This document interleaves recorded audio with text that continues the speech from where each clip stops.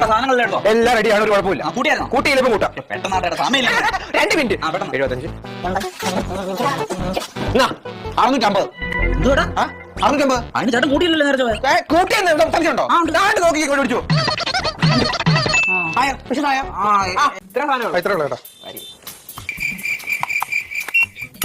ചേട്ടാ? സ്ക്രീനിലെടുക്ക ചേട്ടാ ബില്ല് നോക്കി, സോപ്പിന് 550 രൂപ ഇട്ടേക്കുന്നത്. 550. ചേട്ടാ ഇതിനകത്ത് 550 രൂപ സോപ്പിലിട്ടേക്കുന്നത്.